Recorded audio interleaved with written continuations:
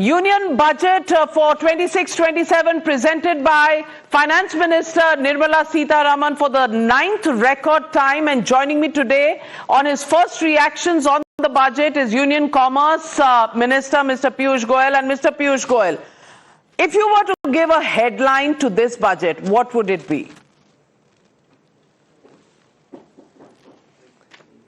Well, I would call it a future-ready Bharat's budget. Are you surprised that Rahul Gandhi calls it a blind budget, which is blind to all crisis? Mamata Banerjee calls it a Humpty Dumpty budget. Tamil Nadu's Member of Parliament Kanni Modi ji says you've forgotten Tamil Nadu. Pinarayi Vijayan says you've forgotten Kerala. I mean, how do you respond to the opposition's charges? Well, I have yet to see anybody talk of anything substantive. They are not able to understand the humongous impact that investments of 12,20,000 crore will have in infrastructure. The fact that this budget is proposing to promote manufacturing in such a big way, particularly in labor-intensive sectors like textiles, where we'll have new textile parks coming up, where duties have been rationalized. We're going to promote man-made textiles, which are 2/3 of global trade today. The fact that chemical zones will be set up in 3 locations, permanent magnets and critical minerals will be given a thrust, reflecting the new age technologies. The fact that we are looking at promoting data centers in a big way, with companies investing foreign capital to provide cloud services from India across the world, not only bringing investments into India, but also earning us foreign exchange, creating lakhs of jobs in preparing the infrastructure for the data center, creating further investment and lakhs of jobs in the renewable energy in large measure that is required for these data centers. So nuclear power, green hydrogen, green ammonia, solar, pump storage, battery storage, the plethora of industries that will benefit from, and these are just a few of the items that I've listed. This is a budget very comprehensive in its outlook. It's a budget that's laying the roadmap in the Amrit Kaal towards Viksit Bharat by 2047. It's a budget that balances traditional manufacturing with new age technologies. It's a budget that focuses equally on services with a target to have 10% of global share in services, which is huge. I mean, if I give you context, Navika ji, European Union, with which we have just concluded a free trade agreement, imports 2.7 or 2.8 trillion dollars worth of services. We provide only 46 billion. That's less than 2%. If that goes up to 10%, we are looking at nearly 25 lakh crores worth of exports of services to the European Union.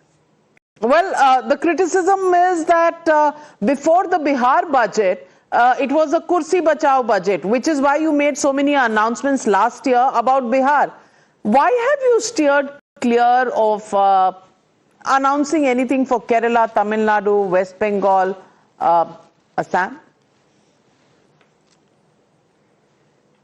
Navika ji, we have never looked at budget as an instrument for elections. We have looked at budgets as an instrument of balanced economic development across the country.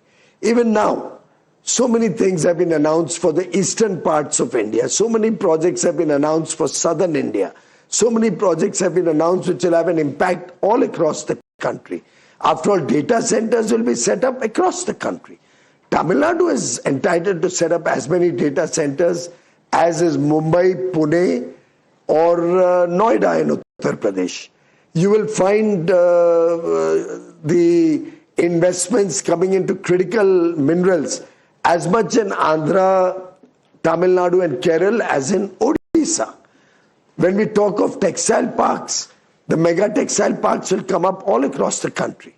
We already, for that matter, have a mega textile park coming up in Tamil Nadu.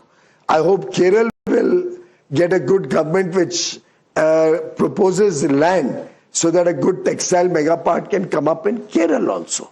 And the people of Kerala elects a good government focused on development, focused on good governance. I hope Tamil Nadu will take the benefit of our schemes to promote the leather and sports industry in a bigger way. I hope Tamil Nadu will not be found wanting when we are trying to create a chemicals park so that a large amount of investments can come up in a port-based chemical park. But for all that, you need a development-oriented government. The current DMK government, of which Ms. Kanimozi is an integral part, led by Mr. Stalin and Thiru Udayanidhi Stalin, are so incompetent, are so anti-development, are so anti-Tamil culture, that they will not be able to really take the benefits that this budget offers them.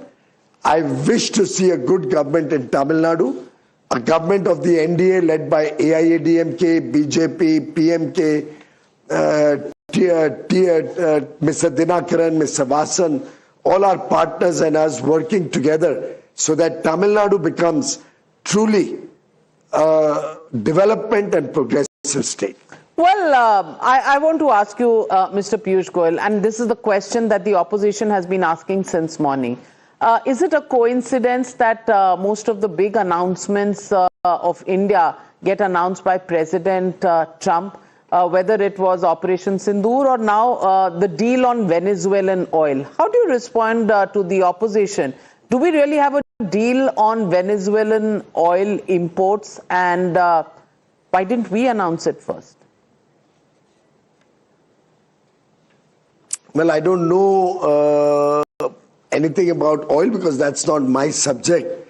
But I think it's the opposition's failure to trust their own country. And they are all the time looking outward to find headlines. My sense is, I have said it only yesterday to you in my interview, that we are making very good progress with the United States of America. And I'm very confident that this is a relationship between two friendly countries which will only grow better in the years to come. I wish the opposition would play a positive role rather than having a very negative outlook to everything. Why do you think the markets have crashed after the budget if everything in the budget is so good? Normally, and again, using the opposition's word, the markets are extremely friendly with the Modi Sarkar. Why have they fallen by over 1,500 points? Well, markets have probably overreacted to the increase in securities transaction tax. This is a welcome measure. We have to cool down the superheated forward trading that was happening. Having said that, I do not think this will have a long-term impact. Markets will read more details of the budget and understand the holistic impact it will have on India's economy. As the market sees the positives, fiscal consolidation, fiscal prudence, the way the budget promotes manufacturing in India, the way the budget promotes the services sector in India, I'm very confident that this forward-looking budget towards a new India, towards an India which is preparing itself to become the third largest economy and continue to be the fastest growing large economy in the world, the market will positively factor in all these in the coming days. Well, in the end, I just want to ask you one question, Mr. Piyush Goyal. Do you think private investment will finally take off?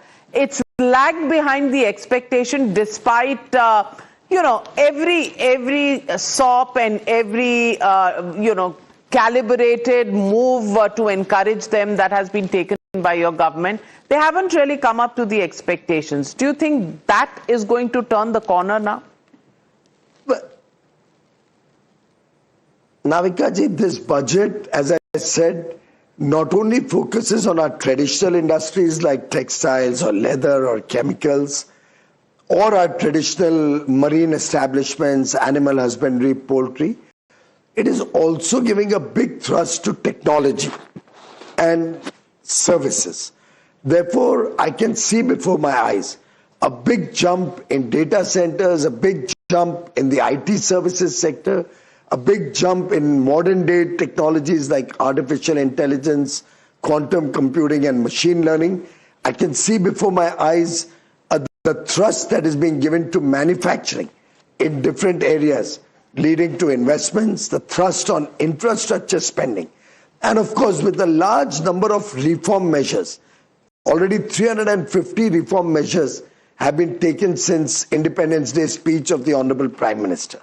This budget also reflects a great deal of reform in customs procedures, decriminalizes several laws, modernizes the safe harbor rules in income tax. It gives a big thrust to new age areas in logistics like high-speed rail, inland waterways.